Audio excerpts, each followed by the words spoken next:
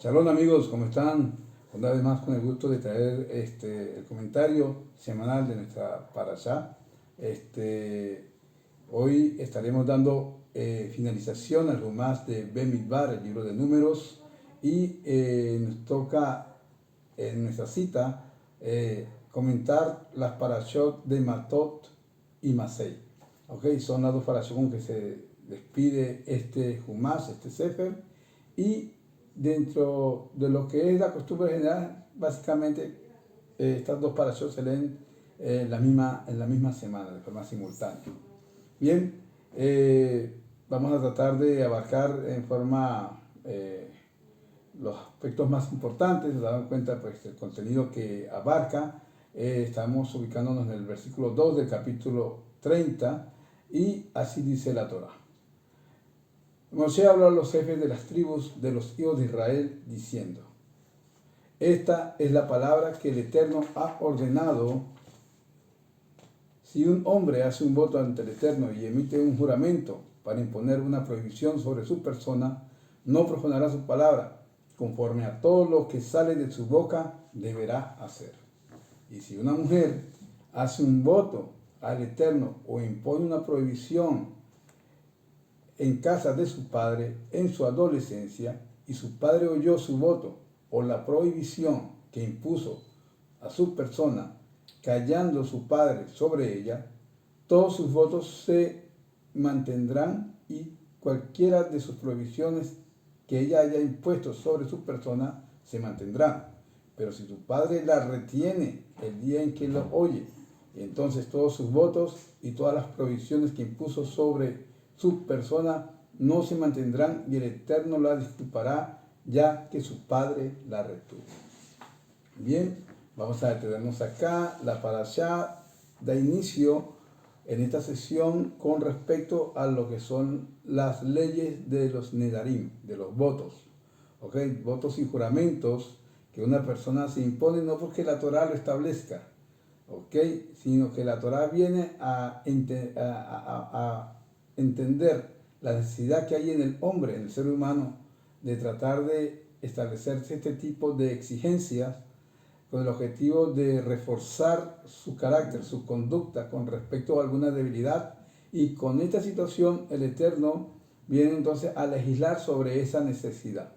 ¿Okay? Es sumamente importante, ya lo hemos manejado esta situación de los nederim y de los juramentos en otras parashot, sin embargo es importante entender acá el por qué es de sumo peso y de suma relevancia mantener la palabra que uno expone, bien sea a través de un neder, ¿okay? O una prohibición o un juramento sobre algo que yo no quiera establecer, y de esta forma privándome a mí de hacer o de disfrutar alguna situación que es permitido de acuerdo a la Torah, pero que de alguna razón entiendo que es un peligro dejarme llevar por esta situación, y ante esa falta de fortaleza en mi carácter, entonces yo vengo y asumo un juramento o establezco un neder con respecto a lo que considero que debo de cuidarme.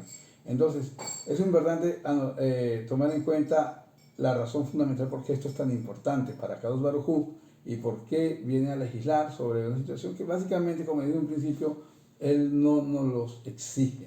¿Ok? Entonces, en primer lugar, lo que hay que determinar es lo importante de lo que es la palabra del ser humano.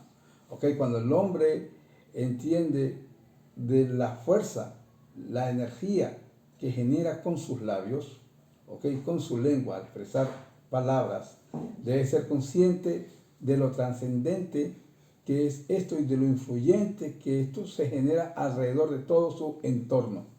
Por lo tanto, si asumimos que el Eterno creó el mundo a través de la palabra, a través del dibur, ¿okay? Y el hombre es hecho a semejanza, a imagen y semejanza del Eterno, y de toda la creación es el único ser parlante que existe. Entonces asumimos que esa imagen y semejanza, que hay relación entre el hombre y el creador, tiene una fuerte representación en el factor del habla, en lo que es la capacidad de poder hablar y de poder manejar con criterio pensante, es decir, con conocimiento, la expresión verbal. Entonces, cuando uno expresa una palabra, estas palabras vienen a crear una energía. Y esta energía va a ser positiva o va a ser negativa de acuerdo al contenido, a la fuerza que impulsó dicha palabra. Entonces, la bendición y la maldición que se generan a través de las palabras van a estar siempre generando todo un efecto alrededor nuestro. De ahí que es sumamente importante que el ser humano cuide lo que establece a través de sus labios. La facultad del habla es algo tan importante que dicen nuestros sabios que el Eterno se vio en la necesidad de colocar dos puertas, dos portones a nuestra lengua. Uno son los dientes y los otros son nuestros labios, porque consideraba que era sumamente importante que el hombre cuidara mucho lo que podía salir de sus labios. Así que de una forma tácita, la Torá nos viene a decir de que cuando nosotros hablamos y hablamos en función de algo negativo, bien sea por cólera, por ira o por una situación, estamos de forma inconsciente manejando una energía negativa que va a dañar todo nuestro entorno. Por consiguiente, el hombre tiene que depurar su carácter y tratar de que su habla siempre vaya en función de generar bendición, porque estamos llamados para hacer bendiciones, esa es la función del pueblo de Israel. Entonces, dentro de esa situación, lo mismo sucede cuando el hombre habla en bendición, habla en bien. Cuando eso se establece así, el hombre genera una energía positiva sobre todo su entorno. Esto es así y se ve de forma tácita, como decíamos, por ejemplo, en nuestras prácticas devocionales diarias, lo que es la tefilá, el estudio de la Torá, ¿ok? El establecimiento de las verajot, las bendiciones que decimos para tener disfrute o para realizar una misbah que se nos haya ordenado. Y entre toda esta situación vemos que es necesario hacer una verajá. ¿Cuál es el objetivo? Pues generar y exaltar y repotenciar esta acción a través, o este reconocimiento a través de esta energía positiva.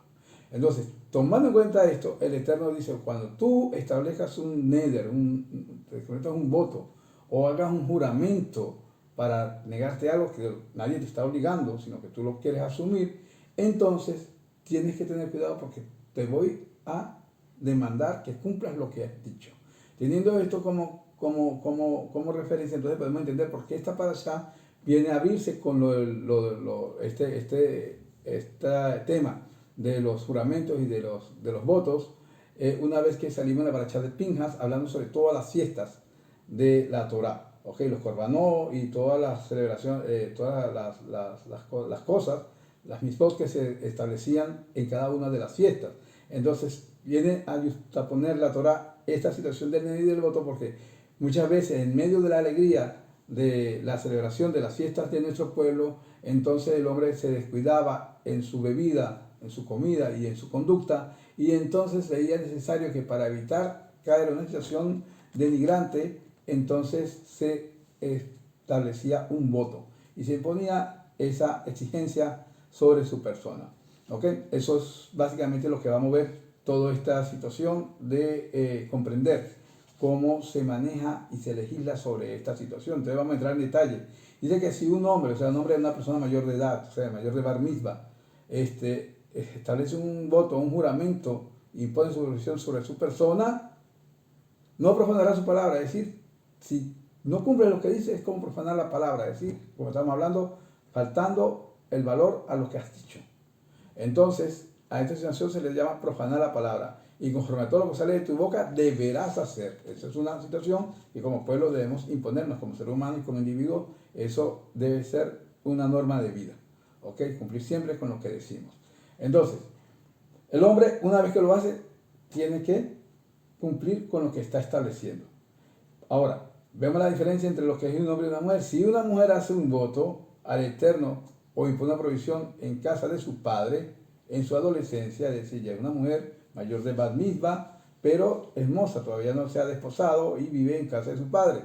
Y el padre oyó su voto o la provisión que impuso sobre su persona y calla, ¿ok? que haya su padre sobre ella y sobre sus votos, se mantendrán sus votos y cualquiera de sus provisiones que ella haya impuesto sobre su persona se mantendrá. Es decir, que la mujer, que en este caso establece esta situación, tiene el padre la potestad de poder de revertir, anular o simplemente con su silencio aceptar que ella asuma su responsabilidad. Entonces, cuando la mujer todavía vive en casa de su padre, es una adolescente, tiene esa situación de que aunque ella se haga por alguna situación que ella considera pertinente, generar una prohibición a través de estas herramientas, pues el padre va a tener la potestad de darle cobertura a ella y asumir de que ella debería cumplirlo o no debería cumplirlo. Al momento que el padre se entera y calla, adjudica que ella debe cumplir y debe hacer conforme salió todo de su boca. Entonces, dentro de esa situación, si la muchacha llega a faltar, el padre es responsable por lo que omitió y no la detuvo, entendiendo que esta situación podía asumir. Esto lo vamos a ver más adelante en los versículos siguientes. Y el padre, en el momento que la escucha, entonces cancela la situación, entonces nada de lo que ella ha dicho, ella, a través de un juramento, a través de un voto, será considerado obligatorio. Ahora, ¿qué pasa si ella es una mujer que se vuelve de un hombre, es decir, es desposada y viene a casarse?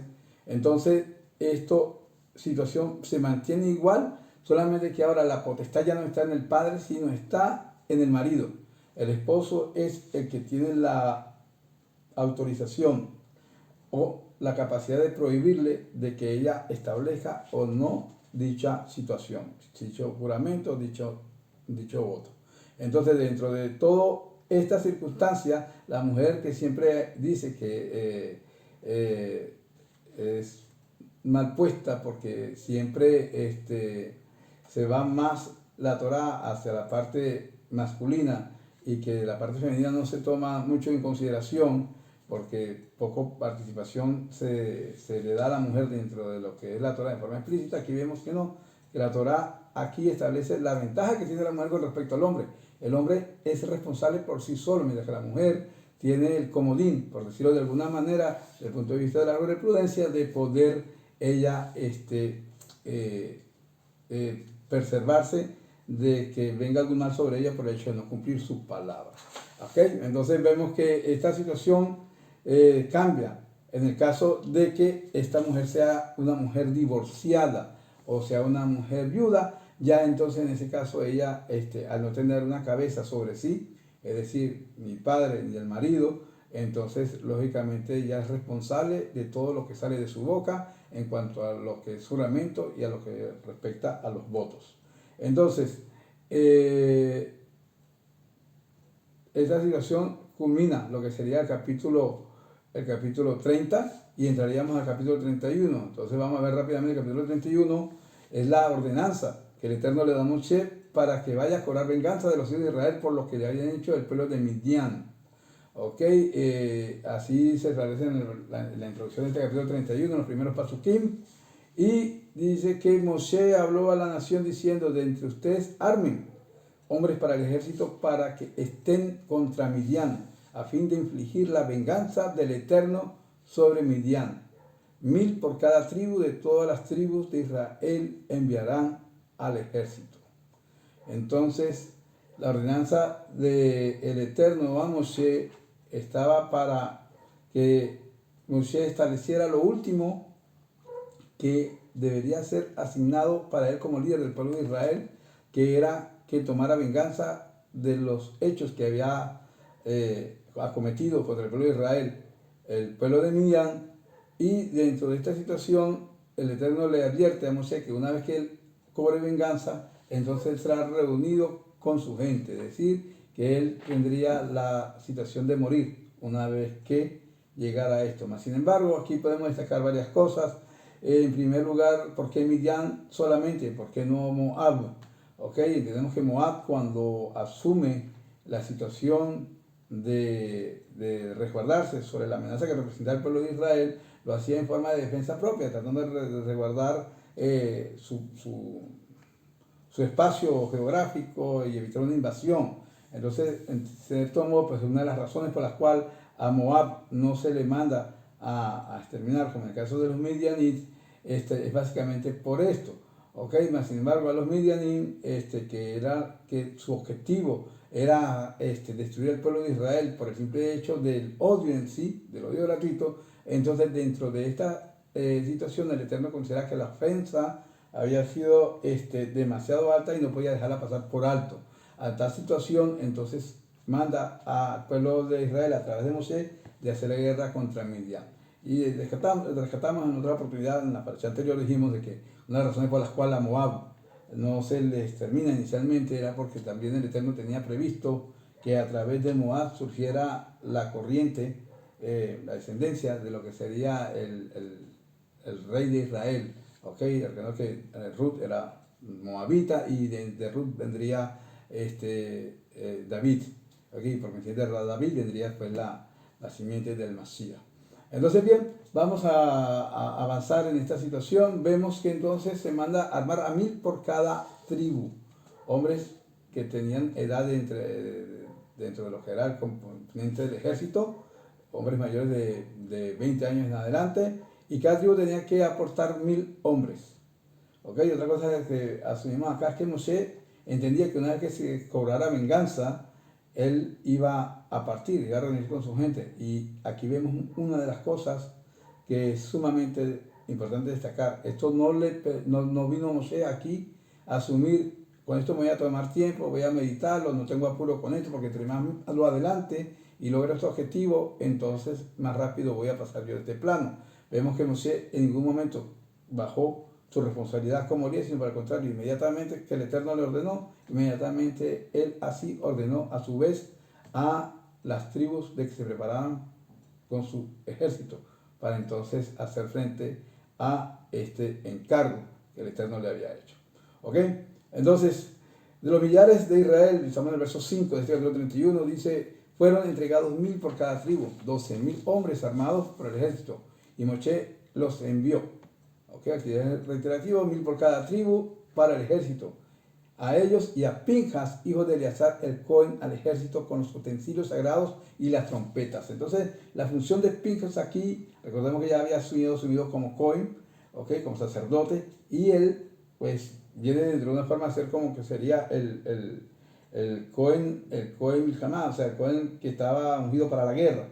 Okay. Esto es una situación que siempre se daba cada vez que el pueblo de Israel, vamos a hablar a lo largo de las batallas que el pueblo de Israel realizó en una conquista, siempre se hacía acompañar por el Cohen Milhamá, el Cohen de la guerra, que era una persona que iba, llevaban el arca, no el arca del pacto inicial, sino el arca donde estaban las dos piedras que fueron entregadas primero y que Moshe las había roto, y ese era el arca que salía con ello, y salía también trompetas, hacía tocar las trompetas, todo eso era cargo de este Cohen que estaba ungido para la guerra. Ahora, esto se le dio en esta situación a Pinjas, ¿ok? Pero aquí se destaca una vez, nuestros sabios destacan aquí una situación, ¿por qué Moshe no va con ellos? Si la ordenanza fue a Moshe, y asumimos que a lo largo de todo su trayecto como líder del pueblo de Israel, Moshe siempre tuvo la prontitud y la responsabilidad de asumir directamente todos sus retos. Vemos entonces aquí una de los principios muy importantes que la Torá nos enseña. Ya nos lo había enseñado en Éxodo, cuando hablamos de que el Eterno manda a golpear las aguas del Nilo para que se conviertan en sangre, y delega eso a Aarón y no a Moshe, en virtud de lo que el agua del Nilo había representado para Moshe, que había sostenido la canasta que había sido depositado a él cuando era bebé para salvarlo del decreto del faraón.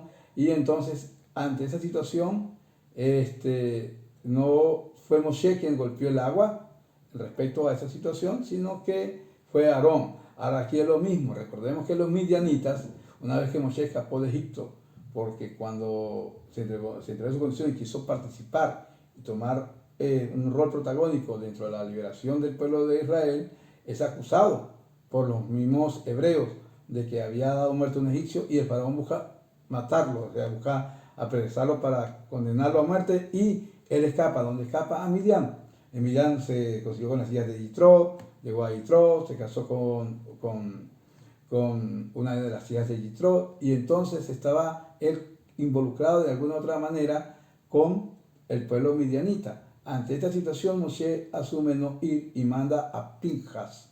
¿Ok? Ahora, este pueblo de Midian no era la misma sociedad que había estado en el momento en que Moshe fue joven y llegó allá. Habían pasado muchos años y esta sociedad pues se había corrompido, se había dañado, y dentro de una situación eran personas que tenían rasgos sumamente despreciables, si se quiere, por decir así. Y dentro de esta situación, pues entonces el Eterno establece que se les dé exterminio. ¿Ok? Así, bueno, se alistaron y llegaron y mataron a todos los varones de Midian. ¿Ok? Y a los reyes de Midian mataron junto con sus muertos a Evi, a Requem, a Zur, a Hur y a Reba, los 5 reyes de Midian.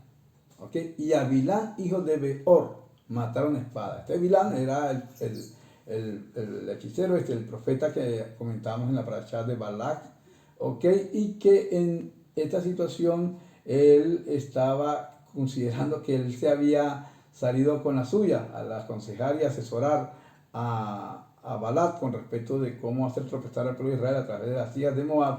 Y dentro de esta situación también muere por la espada. Es decir, que el Eterno siempre se va a encargar de ejecutar y tomar justicia sobre todas las cosas que son pertinentes y que conciernen al pueblo de Israel, porque el pueblo de Israel, dice la Torá, son la niña de los ojos de Akadosh Baruj Hu, y por lo tanto toda acción que se haga contra el pueblo de Israel no se está haciendo solamente contra el pueblo de Israel, sino se está haciendo contra Akadosh Baruj Hu. Eso es sumamente importante hacerlo entender y resaltar. Bien, los hijos de Israel tomaron cautivos a las mujeres de Midian y a sus niños, así como a sus bestias y ganados, y se apoderaron de todas sus riquezas, y a todas sus ciudades, y de sus moradas, y todos sus palacios, y quemaron a fuego, y tomaron todo el botín y toda la presa de ser humano y de bestia. Y ante Moshe y Eleazar el Cohen y ante toda la asamblea de los hijos de Israel, trajeron a los cautivos a la presa y al botín al campamento a las planicies de Moab, que están junto al Jardén frente a Jericó.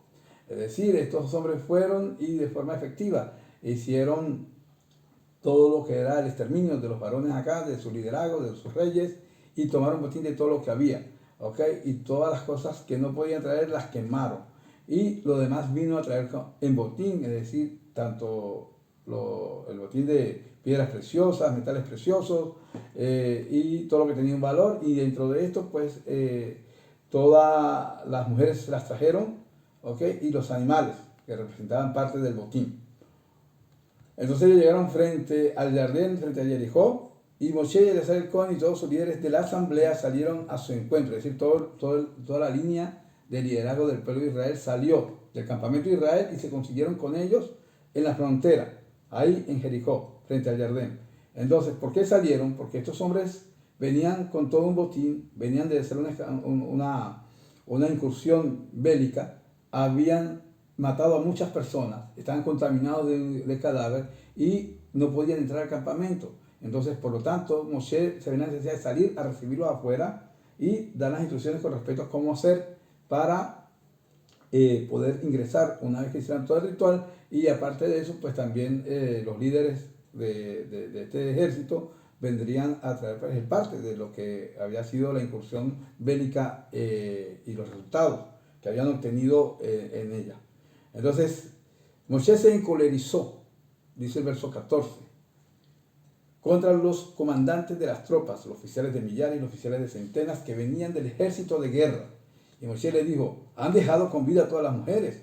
He aquí que estas fueron las que hicieron que los hijos de Israel, por la palabra de Bilán, cometieran traición contra el Eterno en el asunto de Peor. Y hubo la plaga en la asamblea del Eterno. Y ahora maten a todo varón entre los niños y maten a toda mujer para conocer varón acostándose con un hombre, y a toda niña entre las mujeres que todavía no ha conocido al acostarse con un hombre, den la comida para ustedes. Y cuando ustedes acampen fueran del campamento,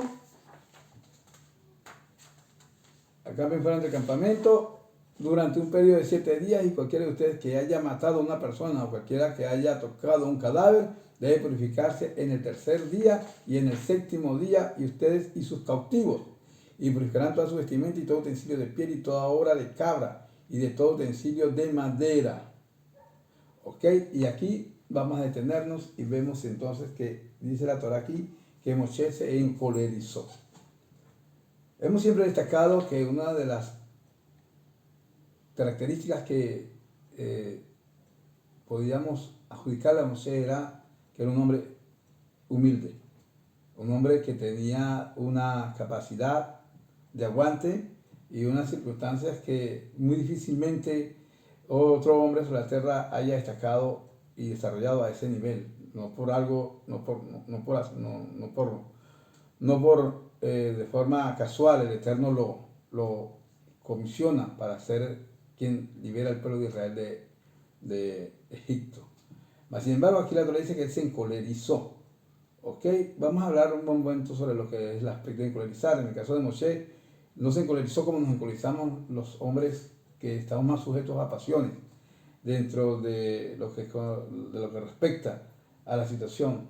Absalom, en el caso de Moshe no fue así más. Sin embargo, vemos que sí, hubo una situación en que no causó bien a Moshe. Y vamos a ver que más adelante dicen los sabios que por eso él termina aquí con los utensilios de madera y él no prosigue con lo que viene después al estar el Cohen en el versículo 21 a realizar o a explicar más adelante, que es las leyes para cocherizar los objetos, los utensilios metálicos. ¿Ok?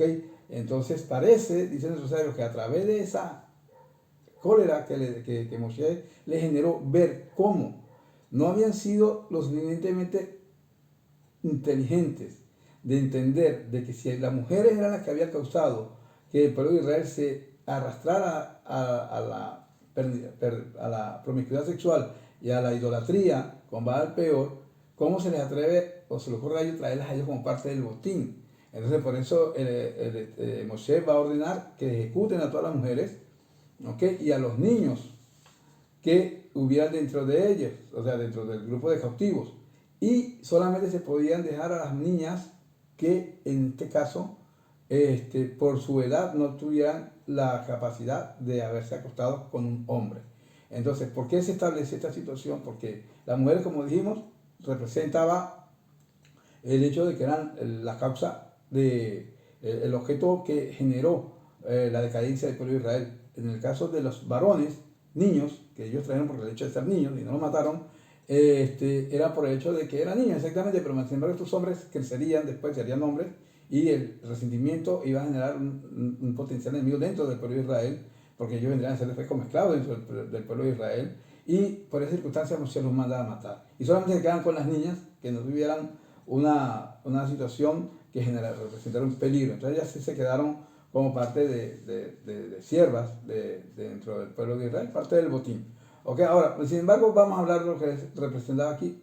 ¿Cuál es la molestia? ¿Qué es lo que representa molestia? ¿Y por qué el hecho de que Moshe se molestara radica a que concluyen de que olvidó la parte de la jalada que tiene que ver con la actividad de los kelim, ¿okay? De los utensilios, y que él se queda nada más en los ojitos de pieles, de obra de cabra y utensilios de madera. Más sin embargo, quien viene a hablar sobre los utensilios, los otros tipos de utensilios, es Eleazar el Cohen.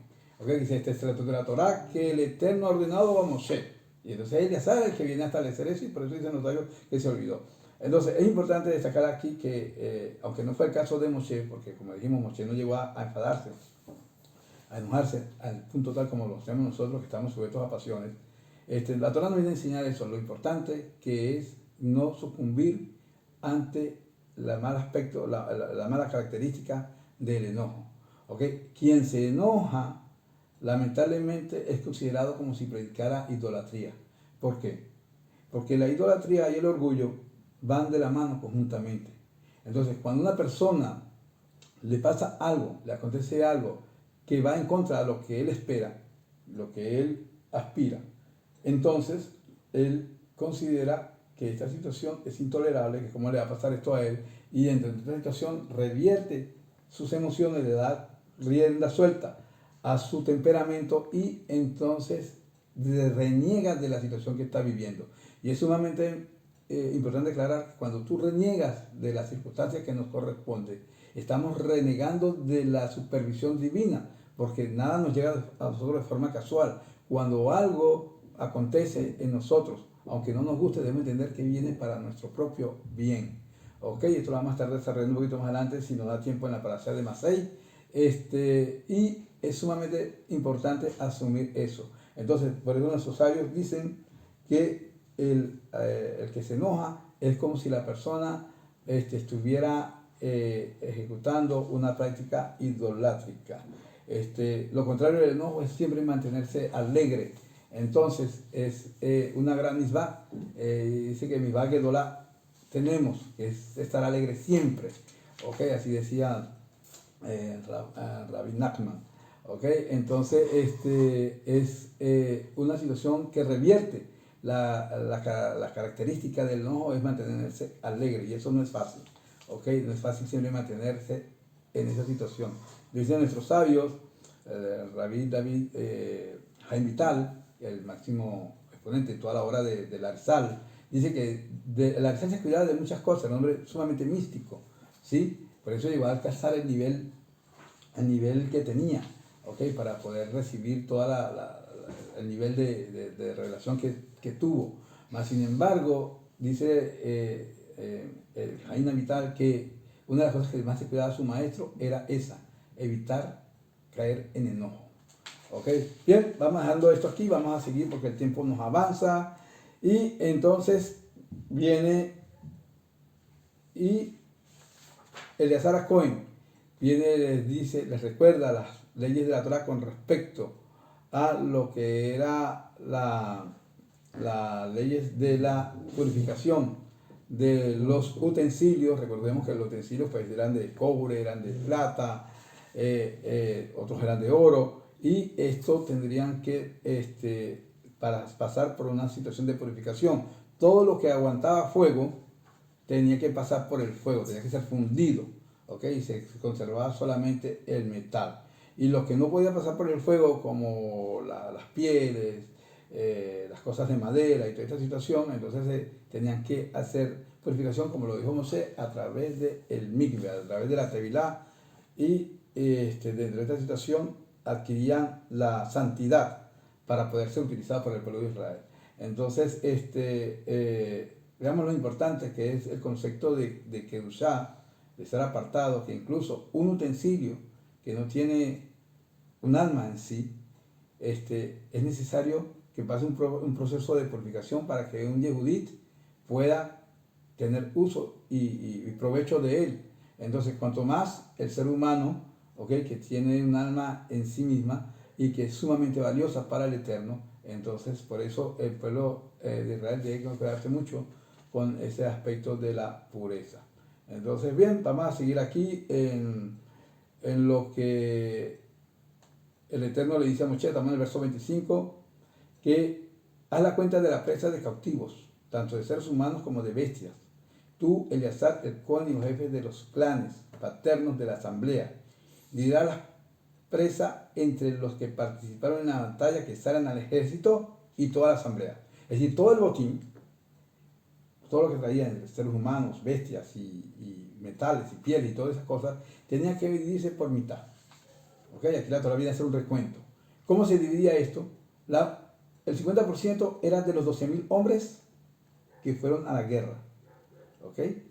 Y el otro 50% pertenecía y venía a ser repartido a todo el pueblo de Israel. ¿Okay? Eran más de 600.000 hombres. Entonces eso vendría a ser partícipe todo el pueblo, solamente que los que iban a la guerra, lógicamente tenían derecho a tener más participación de estas riquezas, de este botín, puesto que se habían expuesto, eran los que habían logrado recuperar esta situación o ganarse esta situación. Entonces viene la Torah aquí y hace un recuento de todo lo que era esta situación, y se le da una ordenanza, ¿ok? Para que se le tome una ofrenda, para que se le dé a Eleazar el Cohen, ¿ok? Una porción separada del Eterno. Esto se tendría que tomar de la mitad que se le daban a los combatientes, sea, de estos 12.000 hombres, tenían que dar un porcentaje sobre lo que habían adquirido y darlo a Eleazar el Cohen, para que también fuera bendecido a través de este botín. ¿Ok?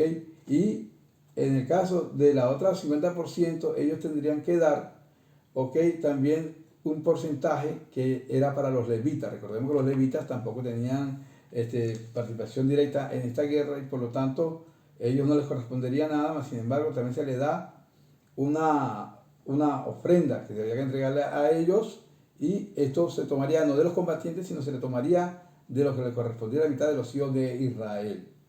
¿Ok? Y así fue. O sea, y después de que se establece todo esto en cuanto a cantidades y todo el cómputo de lo que se hace con respecto a que se le entregó tanto a Eleazar el Cohen como a los levitas, entonces se acercaron, aquí estamos en el verso 48, se acercaron a Moshe los comandantes de los miles del ejército y los oficiales de millares, de los oficiales de centenas, y le dijeron a Moshe: tus siervos han hecho la cuenta de los hombres de guerra que están en nuestra mano, es decir, los hombres que están bajo nuestro cargo en esta travesía militar. Y de nosotros no falta ningún nombre, o sea, no hubo bajas. Así pues, hemos traído una ofrenda al Eterno, o sea, una ofrenda adicional, lo que cada hombre haya encontrado de utensilio de oro, ajorcas, brazaletes, anillos, aretes y cumás, a fin de hacer expiación por nuestras almas delante del Eterno. Y Moshe y Eleazar el Cohen tomaron el oro de ellos y todos los utensilios elaborados, todo el oro de la porción separada que pusieron aparte para el Eterno fue de 16.750 ciclos, de parte de los oficiales de millares y de los oficiales de centenas. Y en cuanto a los hombres del ejército, cada hombre saqueó para sí. Y Moshe y Eleazar el Cohen tomaron el oro de los oficiales de millares y los oficiales de centenas y lo llevaron a la tienda de la cita en remembranza para los hijos de Israel delante del Eterno. O sea, esto vino a hacer un aporte de estos líderes que habían salido a combatir, de lo que ellos habían saqueado para sí. Ellos trajeron esto en gratitud de que el Eterno los había guardado y que ningún hombre de ellos cayó en la incursión militar que hicieron en Midian. Tenemos el capítulo 32, dice: y los hijos de Rubén y los hijos de Gad poseían abundante ganado, muy imponente, y observaron la tierra de Yaser y la tierra de Gilad, y aquí que el sitio era un lugar para ganado. Y entonces los hijos de Gad y los hijos de Rubén vinieron y declararon a Moshe y Eleazar el Cohen, así como a los líderes de la asamblea, o sea, vinieron al liderazgo del pueblo, diciendo: Atarot, Dibón, Yaser, Ninra, Elbón, Elalé, Sebán, Nabó y Boán, la región que el Eterno abatió delante de la asamblea de Israel, es tierra para ganado, y tus siervos poseen ganado. Y dijeron: si hemos hallado gracia ante tus ojos, que se han entregado esta región a tus siervos en posesión, y ya no nos hagas cruzar el Jardín. ¿Ok? Ante esto dice la Torá que Moshe se consternó y les reclama si su intención era hacer que el corazón de los hijos de Israel desfalleciera y que su actitud era muy semejante a lo que sus padres hicieron cuando mandaron a los espías a reconocer la tierra y trajeron un mal informe y privaron a sus padres de poder tener la oportunidad de salir y conquistar la tierra y tomar posesión en aquel tiempo. Entonces, esos versículos del verso 6 en adelante vienen a ver a Moshe aquí, a hacer una observación, una reprimenda con respecto de tratar de indagar cuál era la intención. Y vemos así que ellos dijeron en el verso 16, ellos dicen que se aproximaron y le dijeron así: si nos das esta tierra, nosotros iremos y pelearemos conjuntamente con el pueblo. No creas que vamos a evadir nuestra responsabilidad, no es nuestra intención, sino que nosotros edificaremos aquí rediles de ovinos para nuestro ganado y ciudades para nuestros niños, pero nosotros rápidamente nos armaremos al frente de los de Israel hasta que los hayamos llevado a su lugar.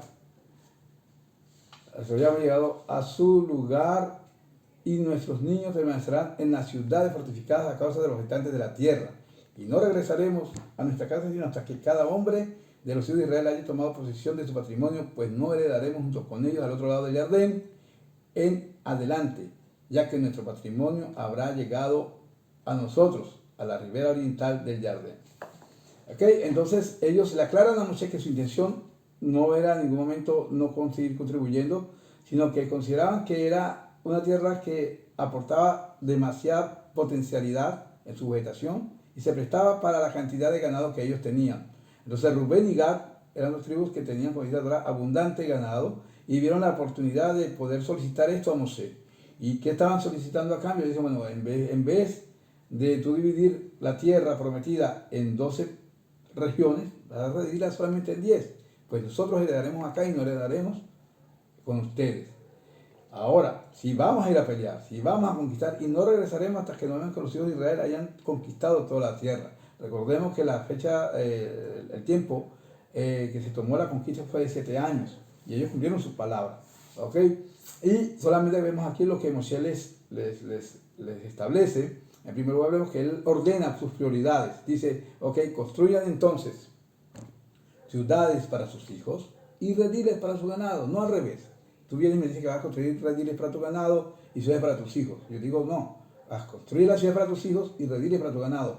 ¿Por qué? Porque el hombre lamentablemente a veces sobrepone ante él lo que es la situación económica antes que la situación familiar. Y aquí la Torá nos trae una gran enseñanza. Moshe en su sabiduría entiende, ok, pero vamos a revertir el orden, vamos a trabajar primero con la edificación de las ciudades, provee primero para tus hijos y después encárgate de tus negocios. ¿Ok? Y así vemos que, si resumimos acá, Moshe entonces encomienda a Eleazar y a Josué Ben-Nun y a los hombres que se iban a encargar, que fueron nombrados para hacer el sorteo sobre la repartición de la tierra, para que ellos supieran y estuvieran al tanto de lo que estaban pactando con Rubén y Gad. Y no conforme a eso, sino también ellos, Moshe, tratando de crear un puente dentro de este lado del Jordán y la tierra prometida, le hace compartir esa tierra con media tribu de Manasés. ¿Por qué? Manasés era también una tierra con mucho ganado, con mucha población, y la unidad que había en la tribu de Manasés era una unidad muy especial. Entonces, si Rubén y Gad permanecían al otro lado del Jordán, se podría considerar que tal vez ellos, con el paso de los años, se despegaran de tal punto de las otras tribus, a tal punto que se dejaran de considerar como parte del pueblo de Israel. Por eso entonces les acepta la petición, pero colocando media tribu de Manasés entre ellos, para que también divida y tome posesión de parte de esta tierra, y de esta forma Moshe estaría haciendo que el pueblo de Manasés, por su apego a sus hermanos, tuviera siempre esa frecuencia de pasar del otro lado del Jordán y estuvieran interactuando, y de esta manera ellos siempre mantenerse dentro del pueblo de Israel. Así que esto se establece así. Moshe, entendiendo que no iba a estar, por eso comisiona a Eleazar el Cohen y a Josué Ben-Nun para dejarlo al tanto de cuál era el pacto que se estaba estableciendo con ellos, y siempre y cuando ellos establecieran este pacto y lo respetaran, así iba a ser. ¿Ok? Pero si no lo mantenían, entonces ellos tendrían que ir a heredar con las otras tribus y no se le iba a consentir o a mantener la palabra de que ellos podían heredar esa parte del Jordán. Bueno, así lo hicieron, así lo establecieron, así registra a lo largo de la historia que así se estableció, y llegamos entonces a lo que sería la Parashá Masei. Vamos a hacerlo de forma breve. Dice que estos son los viajes de los hijos de Israel que salieron de la tierra de Misraim según sus legiones por mano de Moshe y de Aarón. Moshe escribió sus partidas según sus viajes por mandato del Eterno, y estos son sus viajes según sus partidas. Escribió sus partidas por mandato del Eterno. Lo que escribió lo escribió por sí solo, tomando las partidas que el Eterno, es decir, los desplazamientos que el Eterno les ordenó, que es lo que el mandato del Eterno, o fue que Moshe recibió la orden de escribir detalladamente cada una de las estaciones que duró los 40 años de travesía en el desierto. ¿Ok? El desierto es desierto, ¿sí? 40 años en el desierto, hubieron 42 estaciones, sea, 42 recorridos y estaciones que se establecen de la salida de Egipto hasta ese momento donde se encuentra Mosé ahí frente a Jericó, frente a Jardín. Entonces, si asumimos esto, ¿qué nos puede enseñar el tener aquí todo este relato que nos viene a hablar de todos los lugares donde acampamos? Se destaca el lugar donde no hubo agua, ¿okay? Se destaca el lugar donde muere Aarón. Mas, sin embargo, ¿qué nos viene a enseñar la Torah con esto? Aparte de recordarnos de forma subjetiva a Mosé lo que acontecía en cada una de estas estaciones, en cada una de estas travesías, todo lo que sucedió, los conflictos que vivimos, las bendiciones que obtuvimos, todo esto estaba de forma subjetivamente recordándose en el momento en que viene a hacer la travesía, a recordar cómo fue nuestro desplazamiento en el desierto, eso es lo que dice el Masei, viajes, solo fueron nuestro viaje en el desierto. Entonces, entendemos de qué nos sirve, qué nos deja como enseñanza esto. Pues el desierto es desierto. Un nombre o otro nombre que le pongamos al lugar o a la región donde hayamos estado, siempre un lugar sin vida. Un desierto se entiende un lugar donde hay carencia de agua, donde no hay poca vegetación, donde la vida es casi nula, imposible vivir ahí. De más allá de querer decir de la forma milagrosa como el Eterno nos mantuvo durante 40 años en el desierto, estas estaciones nos vienen a enseñar de que uno nunca puede tener a menos cada cosa de la cual tomamos provecho. Entonces, aunque era un desierto y que pocas situaciones podía brindarnos en su aspecto natural, lo poco que nos dio debemos considerarlo de forma destacable.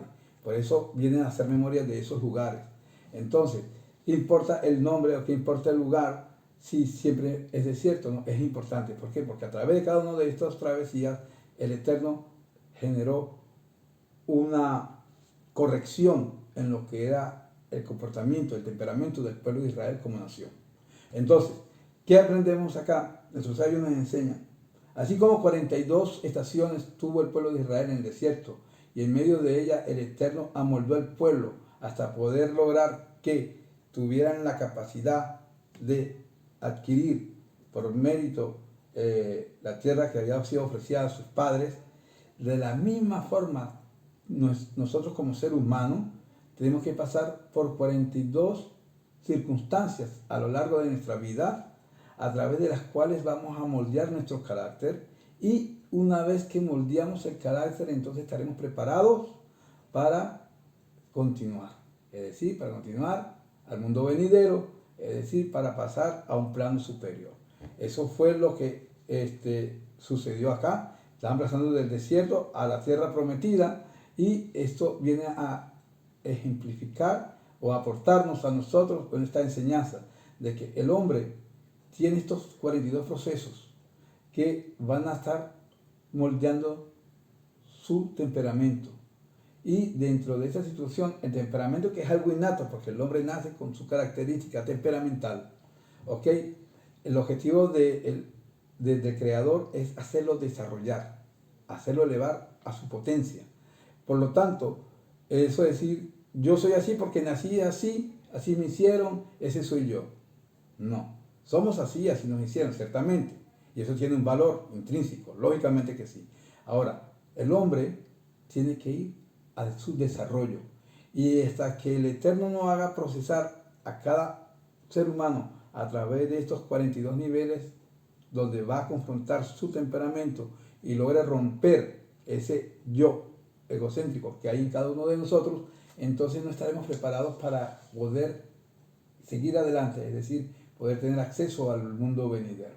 Entonces, aquí una linda enseñanza que la Torá destaca, que nuestros sabios nos traen para determinar lo importante que era esta situación.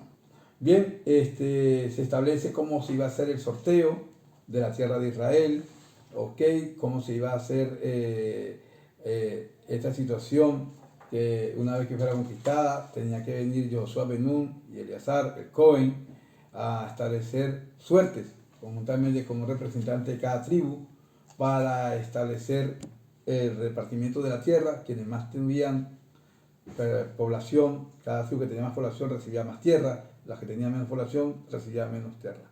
Y de esa forma se tendría que dividir la tierra en nueve tribus y media, ¿ok? Porque las otras 2 tribus y media habían recibido su porción en el otro lado del Jardín. Ahora viene aquí, viene y nos viene a enseñar la Torá sobre la situación de las ciudades de refugio. Las ciudades de refugio son ciudades que se le dan a los levitas. De cada porción de tierra que recibían los habitantes de Israel, se les ordenó por mandato de Moshe, del Eterno a su vez, que tenían que dar ciudades a los levitas. Y la Torá establece que había que dar 48 ciudades que tenían una dimensión mínima, ¿okay? Una extensión mínima de terreno, donde los levitas podrían ejecutar ahí sus actividades agrícolas.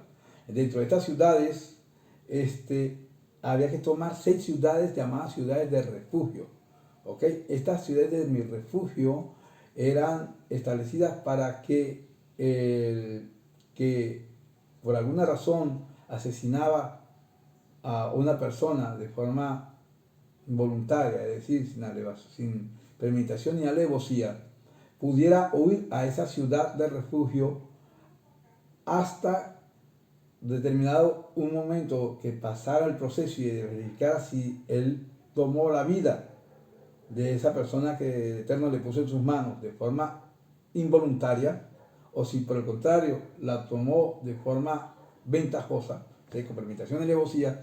En ese caso, si era ese caso y lo había hecho con meditación, se demostraba en el juicio, se sacaba de la ciudad de refugio y se sentenciaba a muerte, y venía el vengador de la sangre, que era un familiar de los que estaba, de la persona que había muerto, de la víctima, y entonces ejecutaba a este hombre, ¿ok? Y no tendría que pagar por él porque era parte de lo establecido, vida por vida, y de esa forma pues la Torá lo establecía más. Sin embargo, existían circunstancias en donde el hombre el Eterno le presentaba al hombre la vida de un prójimo, de otro ser humano, y de forma involuntaria lo mataba. Entonces este hombre tenía que huir con su familia hasta una ciudad de refugio, y tenía que llegar a la ciudad de refugio más cercana antes de que el vengador de la sangre viniera por él. Ante esta situación, una vez que se verificaba que había sido sin voluntad, es decir, no había premeditación ni alevosía en el acto donde hubo esta víctima, entonces el hombre permanecía en esta ciudad de refugio con los levitas, ¿okay? Trabajaba en medio de ellos, era un lugar propicio para el desarrollo espiritual. Recordemos, los levitas eran hombres que se encargaban del estudio de la Torá, solamente trabajaban lo necesario para su mantenimiento, y dentro de esta situación era un ambiente, como dije, sumamente propicio para que el hombre buscara Teshuvá y hiciera retrospección del por qué tuvo que pasar por esa situación, dejar su tierra y su propiedad abonada a un lado, dejar a un lado y salir corriendo como un refugiado, ¿ok? Y dentro de esta situación, el hombre estaba así, se establecía que tenía que vivir ahí porque de verdad no hubo, lo hizo sin situación, no hubo intención de crimen en él, mas sin embargo así se le presentó. Y en ese caso, pues duraba ahí hasta qué momento, hasta que el Cohen Agadol, que estaba vivo en el momento en que había sucedido la tragedia, moría. Si ese Cohen moría, entonces este hombre salía otra vez y volvía a retornar a su heredad con su familia, y de esta forma el vengador de la sangre ya no podía hacerle nada porque ya se consideraba que el proceso de justicia había, por voluntad del Eterno, establecido que así fuera. Entonces, estas eran las ciudades de refugio que se les dieron a los hijos de Leví para mantenerse. Y el capítulo 36 nos viene y nos habla entonces ya en la despedida de lo que sería este Jumás, hablando sobre el contenido de toda esta Torá. Es de acuerdo a todo lo que el Eterno le ordenó a Moshe. Así concluye la parashá, y dice así: estos son los mandamientos y las leyes que el Eterno ordenó por mano de Moshe a los hijos de Israel en la planicie de Moab. O sea, estas leyes que están acá fueron ordenadas a los hijos de Israel en este lugar, en la planicie de Moab, junto al Jardín, frente a Jericó. Bien, mis amados, No me queda más nada que desearles Shabbat Shalom. Recuerden, estamos todas las semanas llevando a ustedes desde acá de Natania, en Tierra de Israel, un comentario de la Parashá con el objetivo pues de compartir y que sea de edificación para cada uno de nosotros, que tengamos la oportunidad de poder avanzar al Sefer de Barim, el libro de Deuteronomio. Estaremos desarrollando a partir de la semana que viene, y bueno, que tengan entonces todo